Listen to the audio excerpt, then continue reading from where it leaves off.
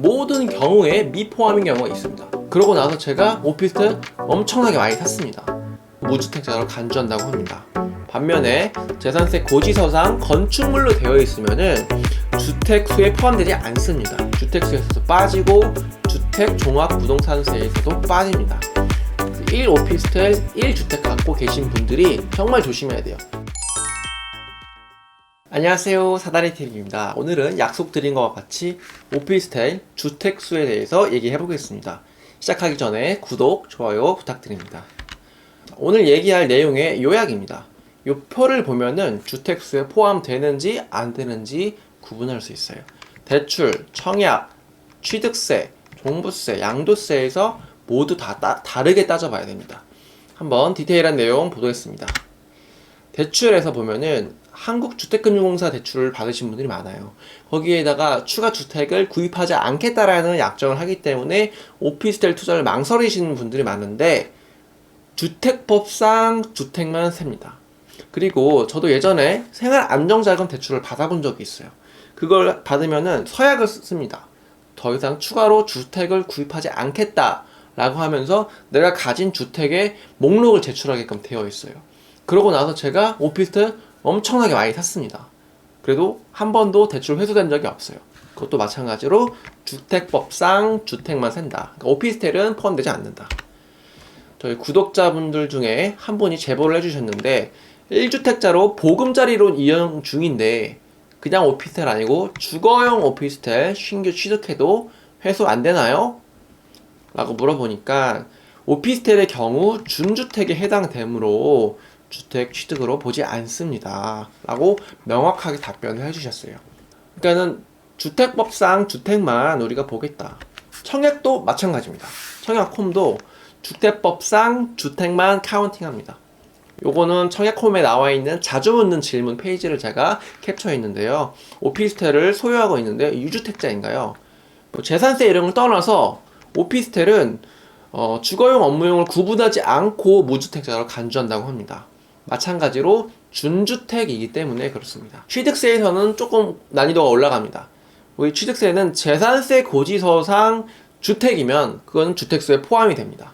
그래서 나중에 내가 아파트를 등기를 치거나 주택을 취득할 때 재산세 고지서상 주택인 오피스텔은 주택수에 포함되기 때문에 다른 주택을 살 때 취득세가 중과될 수가 있어요. 반면에 재산세 고지서상 건축물로 되어 있으면은 주택수에 포함되지 않습니다. 취득세 포함할 때는. 그래서 1주택자의 취득세를 낼 수도 있고 이 내용이 너무 부실하다라고 하실 수가 있는데 제가 예전에 취득세 영상을 다룬 적이 있어요. 거기서 디테일한 근거가 나옵니다.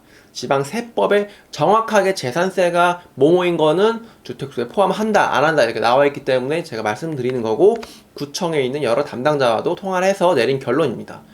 디테일한 내용을 따지면은 내가 오피스를 취득한 날짜까지 봐야 됩니다. 근데 여러분들도 내가 주택을 앞으로 등기를 칠 계획이 있다라고 하면은 관할 구청 취득세 담당 공무원이랑 얘기를 해서 이게 포함되는지 안 되는지 미리 상담 받아보시기 바랍니다. 자, 종합부동산세도 예전에 다룬 적이 있지만 재산세 고지서상 주택으로 되어 있다. 그러면은 주택 수에도 포함이 되고 주택 가액에도 더해지게 됩니다.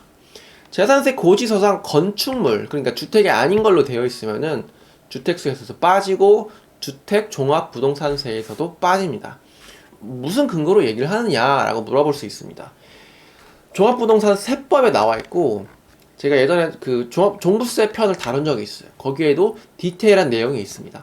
오늘은 시간이 부족하신 분들을 위해서 결론만 딱딱 알려드리도록 하겠습니다. 그럼 양도소득세는? 양도소득세가 조금 어려워요. 양도소득세는 실질 과세의 원칙이 있기 때문이에요. 그래서 뭐 재산세 이런 걸 떠나서 전입이 되어 있거나 실제 주거용으로 보이면은 주택으로 간주해서 주택수에 포함이 되고 양도소득세도 주택으로 낼 수가 있습니다. 1오피스텔 1주택 갖고 계신 분들이 정말 조심해야 돼요. 1주택 비과세 받으려다가 괜히 1억짜리 오피스텔 때문에 세금을 수억 원을 내야 되는 경우도 있어요.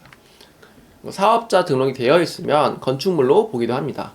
그러니까 이 양도소득세는 한두 푼 하는 게 아니에요. 몇 천만 원, 수억까지 되기 때문에 반드시 매도 전에 관할 세무서에 담당 공무원의 성향을 미리 좀 알아보고 내 지금 오피스텔이 주거용으로 보여질지 업무용으로 보여질지 미리 꼭 상담을 받으시기 바랍니다. 언제? 매도 계약서를 쓰기 전에. 매도 계약서를 쓰면 이미 되돌릴 수가 없습니다. 양도소득세는 정말 조심해야 된다. 왜냐면 법에 딱딱 정해져 있기보다는 국세는 실질 과세의 원칙을 따지기 때문에 실제가 중요한 거예요. 실제가. 표를 한번 보겠습니다. 자, 대출 시 주택수가 포함이 됩니까? 정확하게 모두 미포함됩니다. 청약 시의 주택수는 OP는 포함이 됩니까? 주거용인데요. 주거용이든 뭐든 다 미포함입니다. 자, 주택을 취득할 때 주택수에 포함이 되냐? 그거는 재산세를 따지라 그랬죠. 재산세가 주거용이면 포함이 되고 재산세가 업무용이면 미포함입니다. 종합부동산세를 보면은 이것도 마찬가지로 재산세가 중요합니다. 재산세가 주거용이면 포함되고 업무용이면 포함되지 않습니다. 양도세 따질 때는 재산세는 전혀 안 중요하고 현황이 중요하다.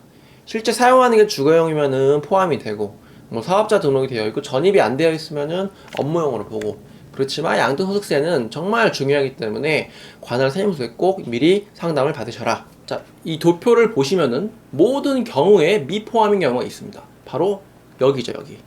재산세도 업무용이고 현황도 업무용이다. 그러면 모든 경우에서 주택수에서 빠집니다.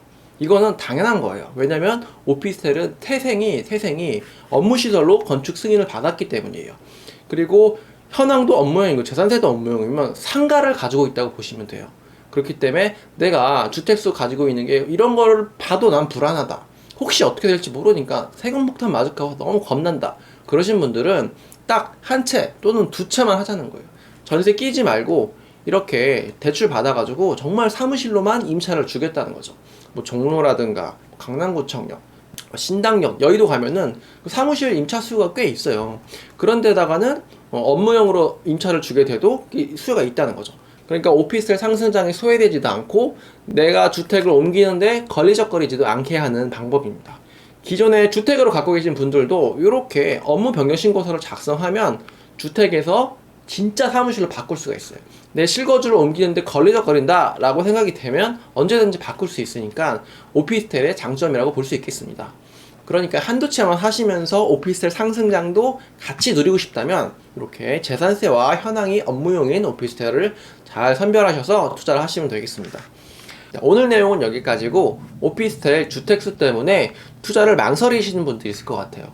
오늘 제가 보여드린 도표를 보시고 꼭 오피스텔 투자하셨으면 좋겠습니다. 내용이 유익하셨다면 구독, 좋아요, 알림 설정 부탁드립니다. 지금까지 사다리TV였습니다. 감사합니다.